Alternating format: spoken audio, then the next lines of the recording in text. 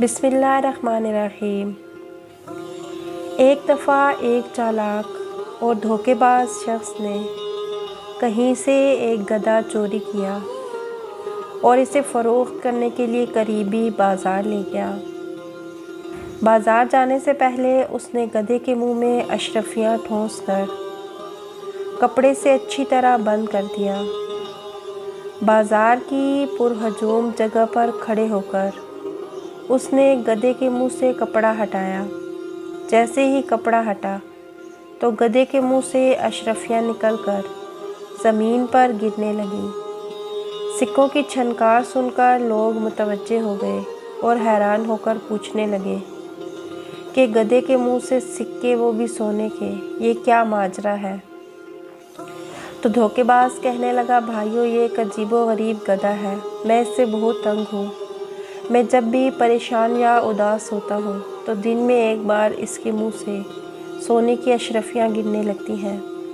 اب تو میرے گھر میں اشرفیاں رکھنے کی جگہ بھی نہیں بچی، اس لیے میں چاہتا ہوں کہ اسے کوئی ضرورت مند اور جانوروں سے پیار کرنے والا تاجر خرید لے۔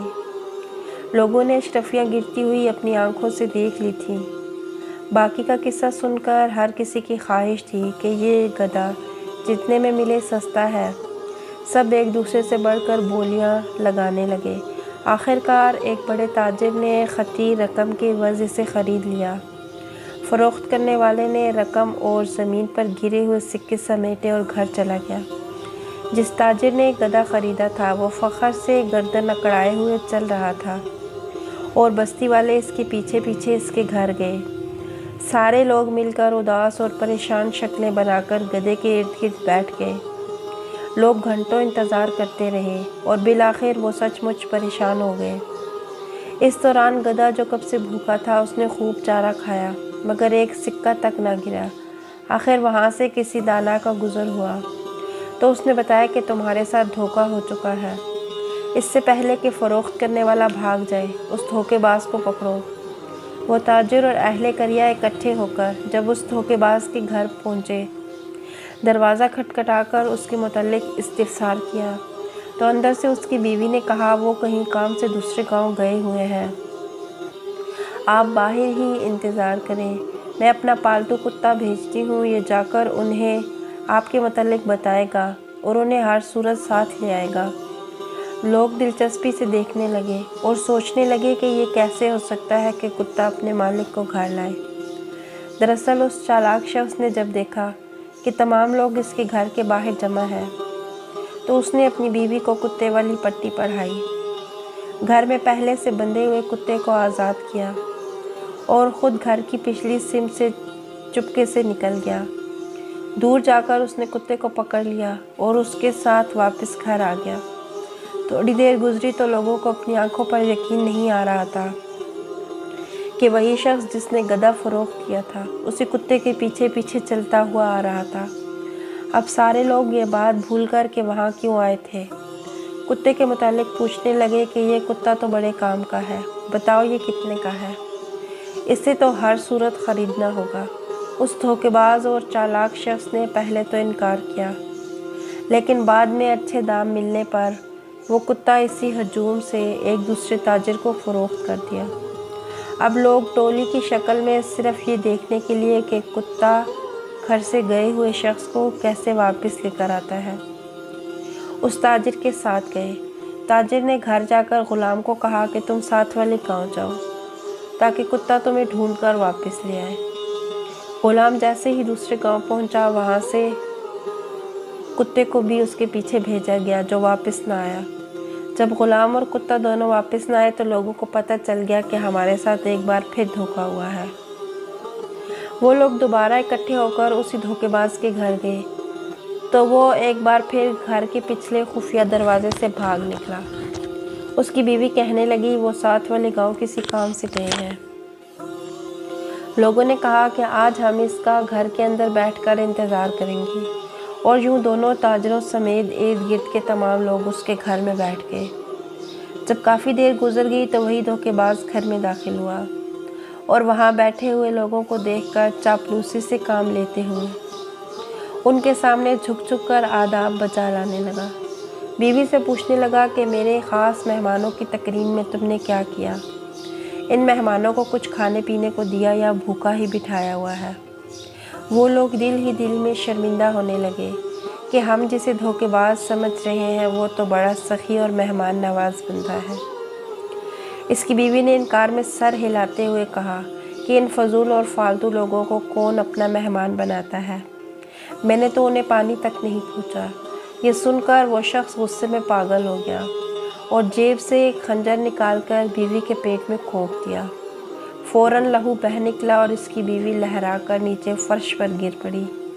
وہاں بیٹھے ہوئے لوگ اسے برا بھلا کہنے لگے کہ پیسوں کو رہنے دو، لیکن ہمارے لیے ہماری بیوی کو قتل کرنا کہاں کی دانش مندی ہے۔ وہ چالاک اور دھوکے باز کہنے لگا، آپ لوگ فکر نہ کرو، یہ میرا روز کا کام ہے، میں اسے غصے میں آ کر قتل کر دیتا ہوں اور دوبارہ اس سینگ سے زندہ بھی کر دیتا ہوں۔ یہ کہتے ہوئے اس نے دیوار پر ٹنگے ہوئے کسی جانور کے بڑے سے سینگ کی طرف اشارہ کیا۔ وہ سینگ اتارا اور مری ہوئی بیوی کے پاس بیٹھ کر سینگ کو منہ میں دبا کر سپیروں کی طرح جھوم جھوم کر پھونک مار کر بچانے لگا۔ تھوڑی دیر بعد وہی مقتولہ جو کچھ دیر پہلے خنجر کے وال سے ہلاک ہو چکی تھی، اپنے زخم پر ہاتھ رکھے ہوئے اٹھ کھڑی ہوئی۔ تمام لوگ حیرت زدہ ہو گئے اور وہ ایک بار پھر یہ بات بھول گئے کہ یہاں کیوں آئے تھے۔ اس سینگ کو خریدنے کے در پہ ہو گئے۔ دھوکے باز نے بولی بڑھانے کی خاطر کہنا شروع کر دیا کہ یہ طلسماتی سینگ پوری دنیا میں ایک ہی ہے جو صرف میرے پاس ہے اور میں اسے کسی قیمت پر بھی فروخت نہیں کروں گا۔ کرتے کرتے ایک بڑے تاجر نے سب سے زیادہ رقم ادا کر کے وہ سینگ خرید لیا اور سینگ خرید کر وہ لوگ اپنے اپنے گھروں کو چلے گئے۔ جس نے سینگ خریدا تھا کہنے لگا کہ میں جو اپنی بیوی کی چخ سے تنگ ہوں، آج اگر اس نے لڑائی کی تو مار دوں گا اور رات سکون سے گزار کر صبح اس سینگ کی مدد سے زندہ کر لوں گا۔ لیکن در حقیقت اس دھوکے باز نے جب اپنے گھر کے باہر لوگوں کا اکٹھ دیکھا تو فوراً منصوبہ بنا کر اس میں اپنی بیوی کو شامل کر لیا۔ لال رنگ کی ایک تھیلی میں ڈال کر اس کو بیوی کے کپڑوں میں چھپا دیا۔ ایک خنجر لیا، اس کے دستے میں خفیہ خانہ اور بٹن تھا جس کو دبانے سے خنجر کا پھل اپنے دستے میں غائب ہو جاتا تھا، اور پھر اس نے اسے دیوار پہ ٹانگ دیا اور خود روپوش ہو گیا۔ پھر بیوی کو زندہ کرنے کا ڈرامہ رچایا اور سینگ فروخت کر دیا۔ جس نے سینگ خریدا تھا وہ گھر پہنچا۔ حسب معمول لڑائی ہوئی تو اس نے خنجر نکال کر بیوی کے پیٹ میں کھونک دیا۔ خون نکلا، وہ تڑپی اور ٹھنڈی ہو گئی۔ اس نے اٹھا کر اسے کمرے میں لٹا دیا، پوری رات ایسے ہی رہنے دیا۔ صبح اٹھ کر اس نے سینگ کو مختلف طریقوں سے بچایا مگر وہ تو مردہ ہو چکی تھی۔ دھیرے دھیرے اسے اپنی بے وقوفی کا احساس ہونے لگا۔ وہ پچھتاوے کے احساس کے ساتھ گھر سے نکلا تو باہر تمام لوگ اس کے منتظر تھے کہ پتہ کریں رات کو کیا بیتی اور سینگ نے کیا کمال دکھایا۔ وہ شخص دکھ اور شرمندگی کو چھپانا چاہ رہا تھا مگر کچھ لوگوں نے جب اصرار کیا تو اصل بات اگلوا لی۔ اب کی بار انہوں نے پکا ارادہ کر لیا کہ اس نوسرباز کی کسی بات میں نہیں آنا اور اس کو دیکھتے ہی قابو کر کے ایک بوری میں بند کر کے سمندر میں بہا دینا ہے۔ سب نے اس پر اتفاق کیا۔ وہ اس دھوکے باز کے گھر گئے، اسے قابو کیا اور بڑی سی بوری میں ڈال کر سمندر کی طرف چل دیے۔ سمندر وہاں سے کافی دور تھا۔ بوری میں بند دھوکے باز شخص کو باری باری اٹھاتے وہ سب لوگ تھک گئے۔ سمندر سے نصف فاصلے پر پہنچ کر انہوں نے کہا کہ تھوڑی دیر سستا لیتے ہیں، اس کے بعد آرام سے اسے پانی میں پھینک دیں گے۔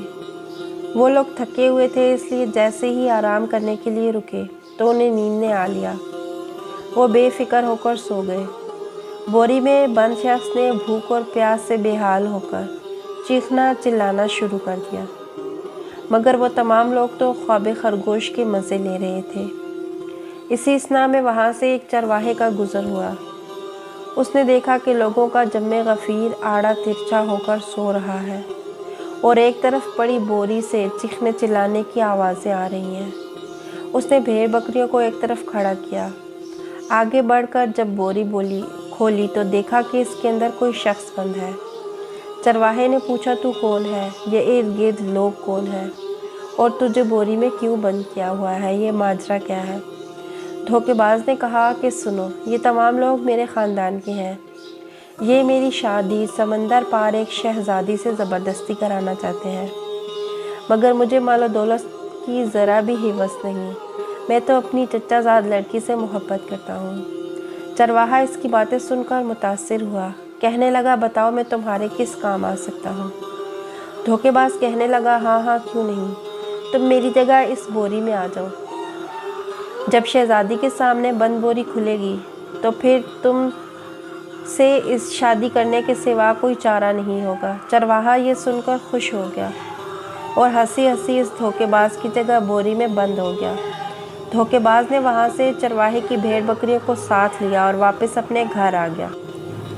वो लोग जब नींद से बेदार हुए तो उन्होंने बोरी को उठाया और आखिरकार उसे समंदर में फेंक दिया। लोग मुतमईन होकर अपने घरों को लौट आए। अगले दिन उन्होंने देखा कि धोखेबाज शख्स के घर के बाहर 300-400 की तादाद में भेड़ बकरियां बंधी हैं। वो बड़े हैरान होकर जब वहां गए तो देखा कि जिसको समंदर में फेंक के आए थे वो घर में बैठा बीवी से गप्पे लड़ा रहा है। उन्होंने ताज्जुब से पूछा कि हमने तो तुम्हें कल समंदर में फेंका था और आज तुम सही सलामत अपने घर में हो और बाहर भेड़ बकरियों का रेवड़ भी है। वो धोखेबाज शख्स कहने लगा, जब तुम लोगों ने मुझे समंदर में फेंका तो वहाँ से एक जल परी नमूदार हुई। वो मुझे अपने साथ ज़ेरे समंदर बने घर में ले गई।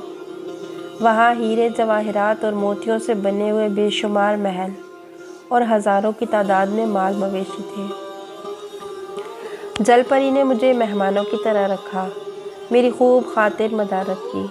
वो मुझसे शादी करना चाहती थी और वहाँ का हाकिम बनाना चाहती थी, मगर जब मैंने कहा कि मेरी पहले से एक बीवी है, मैं अपने घर जाना चाहता हूँ, तो उसने कहा कोई बात नहीं और अपनी तरफ से भेड़ बकरियों का तोहफ़ा देकर कहने लगी कि अगर तुम्हारे इलाके में कोई ऐसा हो जो यहाँ की जल परियों से शादी करके ऐशो इशरत की ज़िंदगी गुजारना चाहता हो तो उसे यहाँ ले आना। ये बात सुनने की देर थी कि वहाँ आए हुए तमाम बूढ़े और जवान कहने लगे, हम वहाँ जाना चाहते हैं और वहाँ का हाकिम बनना चाहते हैं। उस धोखेबाज शख्स ने कहा कि तुम तो सिर्फ चंद अफराद हो, अगर इस कस्बे के तमाम लोग भी वहाँ चले जाएं तो भी फिर भी कम है। उन्होंने कहा कि हम कस्बे के हर शख्स को अपने साथ जाने के लिए राज़ी कर लेंगे। धोखेबाज ने कहा, ठीक है, कल सुबह के वक्त समंदर के किनारे हर शख्स अपने लिए एक बोरी और एक रस्सी लेकर पहुँच जाए। वहाँ पहुँचकर हर शख्स एक दूसरे को बोरी में बंद करने में मदद करेगा। अगले रोज़ सुबह के वक्त धोखेबाज शख्स ने सबको बोरी में बंद किया। अपनी बीवी की मदद से तमाम बोरियों को समंदर में फेंक दिया। इसके बाद वो बेवकूफ़ों के कस्बे का तने तनहा मालिक बन गया। आपको वीडियो कैसी लगी हो कमेंट बॉक्स में ज़रूर बताइएगा। मज़ीद ऐसी अच्छी वीडियोस देखने के लिए हमारे चैनल को सब्सक्राइब कीजिएगा। जज़ाकुमुल्लाहु खैरन कसीरा।